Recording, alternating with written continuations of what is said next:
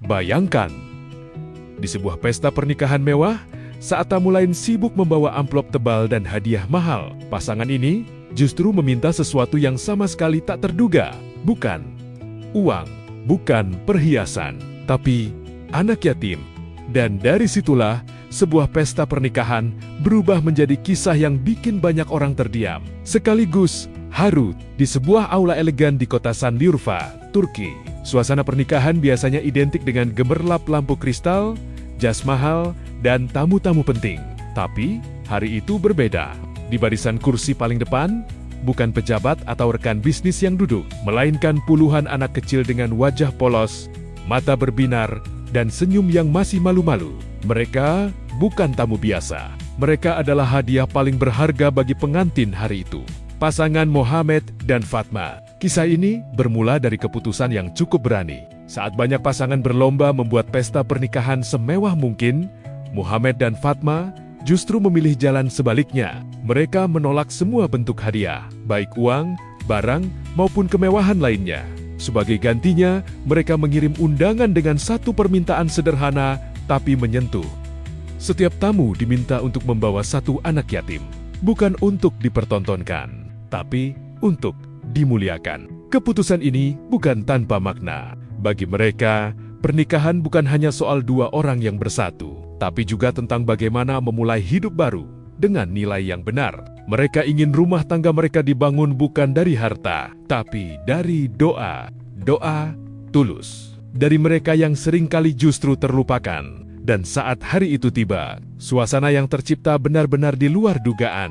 Sekitar 100 anak yatim hadir memenuhi aula, bukan sebagai penonton, tapi sebagai pusat dari seluruh perayaan. Tawa mereka menggantikan formalitas. Keceriaan mereka mengalahkan kemewahan dekorasi. Momen paling menyentuh terjadi saat acara mencapai puncaknya. Mohamed, sang pengantin pria, terlihat membungkuk dengan penuh hormat, satu persatu menyerahkan kotak mainan kepada anak-anak tersebut. Bukan hadiah mahal, bukan barang mewah, hanya mainan sederhana seperti mobil remote control dan boneka. Tapi cara anak-anak itu memeluk hadiah tersebut seolah itu adalah harta paling berharga di dunia. Di sisi lain, Fatma berdiri anggun dalam balutan gaun putihnya. Namun di balik senyum itu ada air mata yang tak bisa ia tahan.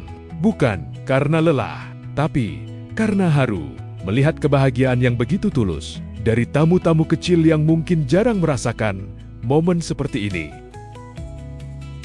Pesta yang biasanya kaku berubah menjadi hangat. Tak ada lagi jarak antara pengantin dan tamu. Tak ada lagi sekat antara yang berkecukupan dan yang membutuhkan. Semua duduk di meja yang sama. Semua berbagi kebahagiaan yang sama.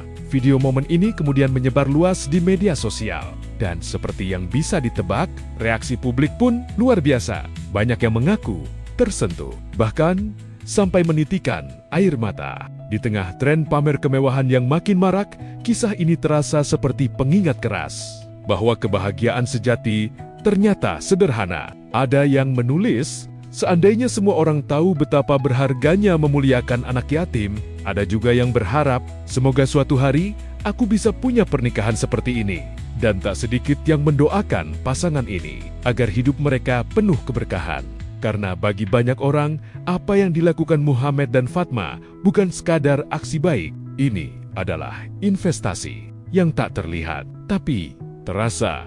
Ketika pesta usai, lampu-lampu aula mulai padam, dan para tamu kembali pulang. Yang tersisa bukan dekorasi, bukan makanan, bukan juga kemewahan, tapi kenangan. Kenangan di hati 100 anak yatim yang malam itu merasa dihargai, diperhatikan, dan dicintai. Mohamed dan Fatma mungkin tidak memulai pernikahan mereka dengan tumpukan hadiah, tapi mereka memulainya dengan sesuatu yang jauh lebih besar. Doa, kebahagiaan, dan makna.